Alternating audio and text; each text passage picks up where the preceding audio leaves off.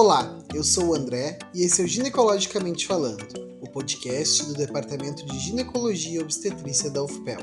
Sejam todos bem-vindos à nossa edição dessa semana. Quem nunca ouviu falar ou acompanhou um familiar ou uma amiga que durante seu pré-natal se deparou com o risco do bebê nascer prematuro? Muitos iniciaram com suas contrações e dores, sem uma razão específica, e outras, ao realizar a consulta de pré-natal, se depararam com uma dilatação do colo uterino inesperado para aquele momento da gestação. Por que isso está acontecendo? O que se deve fazer? E o bebê, ele vai para a UTI? Vai ser preciso de internação? Essas e muitas outras dúvidas pairam nas mentes das pacientes que padecem desse evento, o trabalho de parto prematuro. E para nos auxiliar, então, a compreender um pouco mais sobre tudo isso, estamos hoje aqui com uma super convidada, a doutora Mariana Fontana, que é formada e tem sua residência em ginecologia e obstetrícia pelo Hospital São Francisco de Pelotas, que é mestre em saúde da mulher, da criança e do adolescente pela UCPEL, professora da Escola de Medicina da UCPEL, preceptora do Hospital São Francisco de Paula e também preceptora do Hospital Escola da UFPEL. Seja bem-vinda, então, doutora. Muito obrigado por nos passar, então, um pouco do seu conhecimento sobre esse tema tão importante. Muito obrigada pelo convite. Eu que agradeço pelo convite. Estou bem feliz de participar. Então tá, vamos começar. Então, doutora Mariana, para entendermos esse período, quando consideramos um bebê prematuro? A prematuridade é considerada a partir de 20 semanas, que é quando acaba o período de abortamento, a 37 semanas. Então tá. E o evento do parto, então, teria um prazo médio de idade gestacional para acontecer normalmente, é isso? Uma gestação a termo a gente considera de 37 a 41 semanas. E o prazo estimado, se a paciente não entra em trabalho de parto, é 40 semanas internar para fazer nascer. E o trabalho de parto antecipado é frequente? Este, então, seria um trabalho de parto prematuro? Eu acho que essa pergunta está relacionada, por exemplo, assim, não um trabalho de parto prematuro e espontâneo, de começar com contração e dilatação. Por exemplo, uma pré-eclâmpsia que tu precisa interromper com 30 semanas. Tu entende? Sim, são bebês que vão vir antes das 37 semanas. São considerados bebês prematuros, mas não de trabalho de parto prematuro.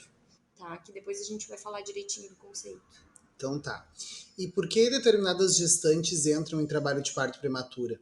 Haviam fatores de risco para tal evento? Sim. Os principais fatores de risco para entrar em trabalho de parto prematuro são história de trabalho de parto prematuro na gestação anterior e também está muito relacionado com ruptura prematura de membranas antes das 37 semanas, que resulta num trabalho de parto prematuro. A principal causa de ruptura de membrana é infecção, tá? Mas a causa real do trabalho de parto é a ruptura da membrana, não a infecção. A sequência é infecção, ruptura de membrana e trabalho de parto prematuro. Entre outras causas, né? Tem várias outras causas, por exemplo, uma malformação uterina, um útero bicorno, um útero de Delfo, tem mais risco de trabalho de parto prematuro. A gente está falando de infecção no geral, tanto infecção urinária, que é mais frequente, infecção de vagina. Que mais que a gente pode pensar em trabalho de parto? Eu acho que as principais são essas, na realidade. Depois tem várias outros fatores que se encaixam aí. Certo. E como que uma paciente que ainda não está no tempo de ganhar o bebê pode desconfiar que esteja desencadeando um trabalho de parto prematuro? Por contrações seguidas. Em um certo período da gestação, tu vai ter contrações de treinamento, só que elas não podem ficar repetidas e mesmo tu em repouso não passar. Então, toda vez que a paciente fica na dúvida, que começa a sentir um desconforto maior, uma cólica maior e a barriga começa a endurecer, a gente sempre orienta elas a procurar atendimento para ver se essas contrações são suficientes para modificação de colo. Quem faz essa avaliação é a equipe médica, tá? Porque, como eu te falei antes, muitas vezes existem essas contrações de treinamento, mas essas contrações de treinamento não resultam em dilatação de colo. Então, isso não é considerado um trabalho de parto prematuro. Certo. E esse diagnóstico é realizado de que forma? Na consulta com o médico e na maternidade? Pode ser tanto na consulta de pré-natal, ambulatorial, quanto na maternidade. Normalmente o diagnóstico se faz na maternidade por ser um sintoma que aparece, não é uma coisa que a gente considera sintomas de urgência e emergência, que naquele momento começou, a paciente procura atendimento. O ambulatorial seria uma coisa mais de desconfortos a longo prazo. Uhum. Então, se a paciente tem a suspeita, ela já deve procurar um atendimento imediatamente. Com certeza. O que dá para fazer, o que a gente orienta a paciente é assim. Porque, como eu te falei, existem essas contrações de treinamento que normalmente está relacionada com movimentação, com mudança de decúbito, mudança que está sentada, levanta, está fazendo exercício, está caminhando mais. Como é que a gente orienta? Quando isso acontece, ela fica deitadinha e espera pelo menos de meia hora, uma hora, para ver se essas contrações que elas acham que estão ritmadas naquele momento vai continuar. Se não for um trabalho de parto prematuro, só com repouso as contrações vão passar. E a senhora falou antes das infecções. A infecção urinária, mesmo que a paciente não tenha sintoma, ela pode ser um papel desencadeador de trabalho de parto prematuro? Sim. Tanto que qualquer tipo de infecção em gestante, sendo sintomático ou não, a gente tem que tratar. Tá? Mesmo que seja apenas urocultura positiva e a paciente completamente assintomática. Sim, a gente tem que tratar. Certo. E os corrimentos vaginais, eles podem ter participação também? Como qualquer outra infecção. Certo. E quando uma gestante pré-termo chega a uma maternidade com queixas de contração, o que é realizado de exame físico e de laboratorial? Existe toda uma rotina, não só para trabalho de parto prematuro, mas para qualquer intercorrência que faça a paciente procurar maternidade. Ela chega, a gente pega a carteirinha de pré-natal, faz um histórico breve da gestação dela, incluindo tipo sanguíneo, paridade, idade gestacional relacionada ao primeiro ultrassom. Daí depois vem a queixa da paciente e no exame físico.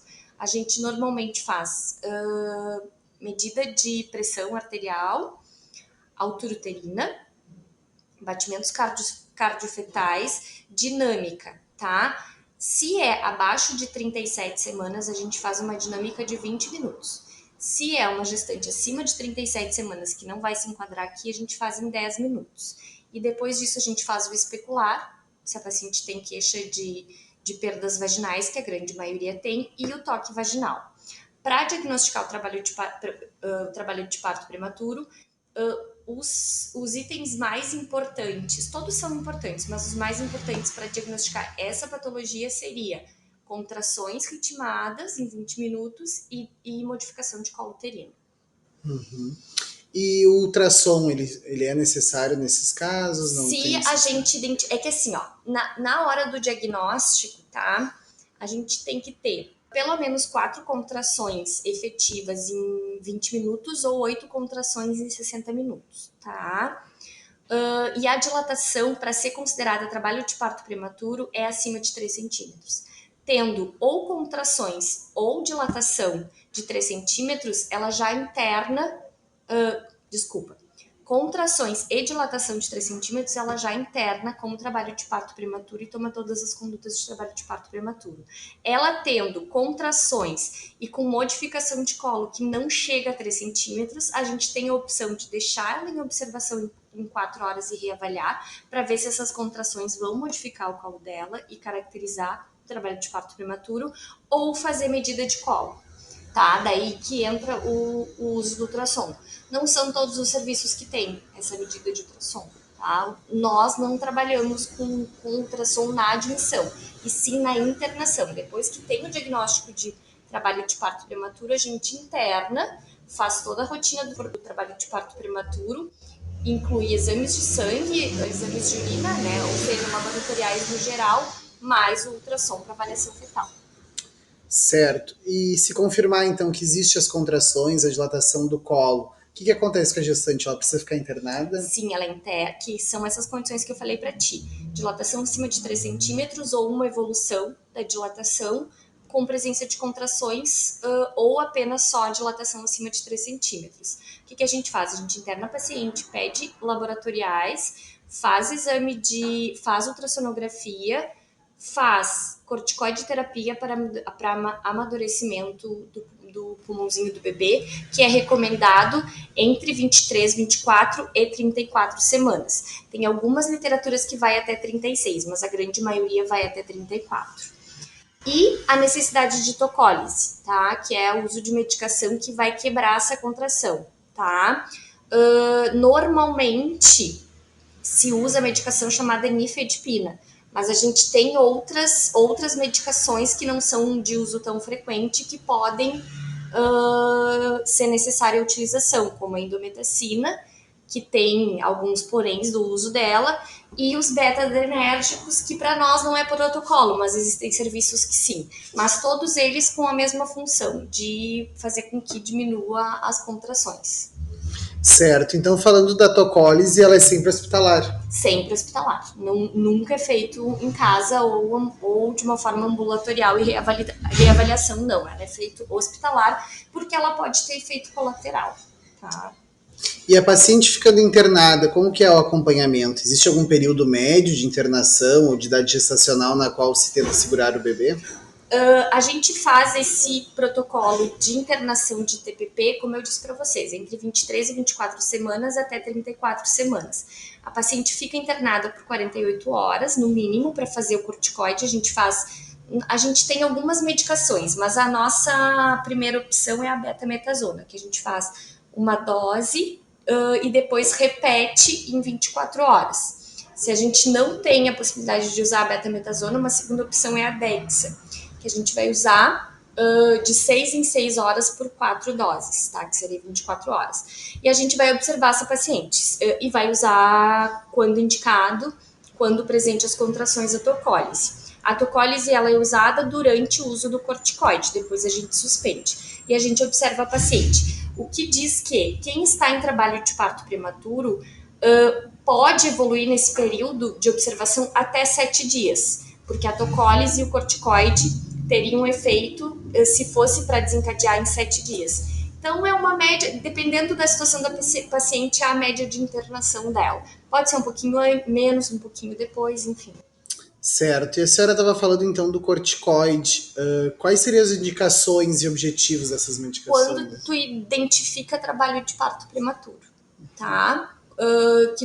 O uso do corticoide, ele não vai inibir. A única coisa que vai inibir é a tocólise. O corticoide, ele é feito que se o bebê chegar a nascer, ele tem a preparação pulmonar, tá? E é feito isso, como eu falei para vocês, entre 23, 24 semanas e 34 semanas. O que acontece? Quando realmente a paciente desencadeia o trabalho de parto prematuro, que a gente diz que é inevitável, quando ela vai ganhar, abaixo de 32 semanas, a gente também faz uso de sulfato de magnésio para proteção neurofetal.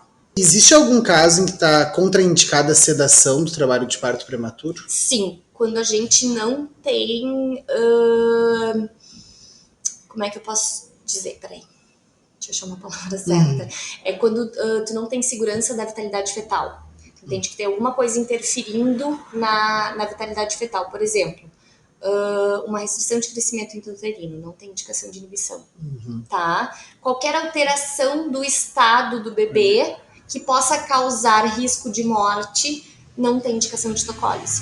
Uma pré-eclâmpsia descontrolada, um diabetes descontrolado, obviamente feto morto, coisas que a gente... doenças prévias ou doenças de base ou doenças de gestação que a gente sabe que não é o normal, entendeu? Que não é o normal do bebê. Certo. E existe algum exame ultrassonográfico que meça o colo de útero para avaliar o risco de trabalho de parto prematuro?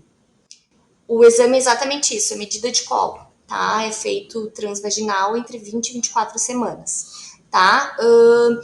O uso da progesterona para prevenção de trabalho de parto, ou seja, antes do diagnóstico de trabalho de parto, ele pode ser feito, que seria a indicação do uso da progesterona, ou quando a paciente já teve história de trabalho de parto prematuro, já basta para começar a progesterona profilática, ou quando a paciente começa com queixa e tu faz medida de colo entre 20 e 24 semanas e essa medida dá...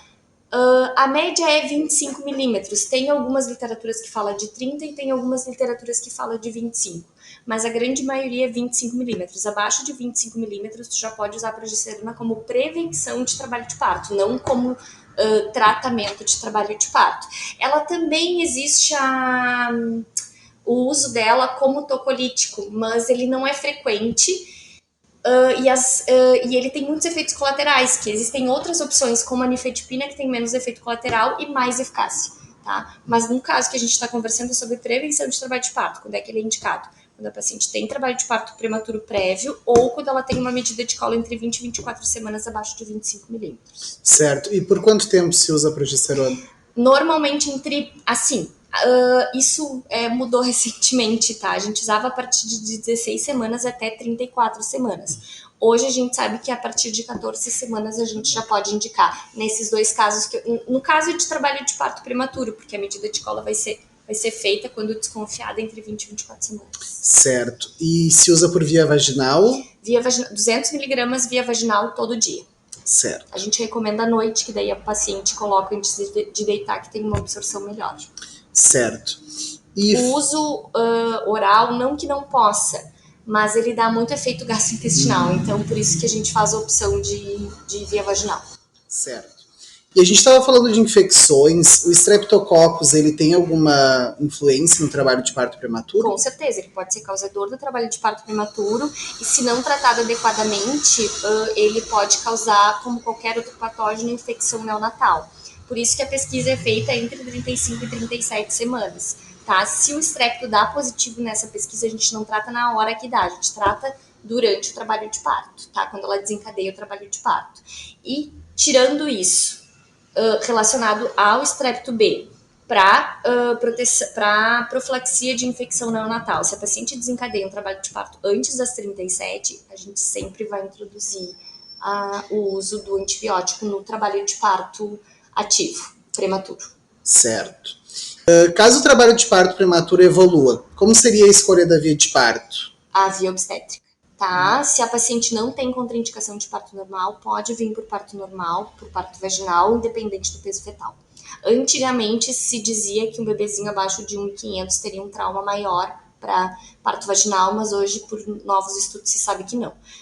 Claro que vão ter algumas pacientes que vão ter contraindicação de parto normal pela indicação obstétrica, por exemplo, paciente com 2 cesáreas prévias em trabalho de parto prematuro, ou seja, abaixo de 37 semanas, ativo e inevitável, tu vai levar para cesárea por risco de ruptura uterina, tá? Mas daí a indicação é obstétrica.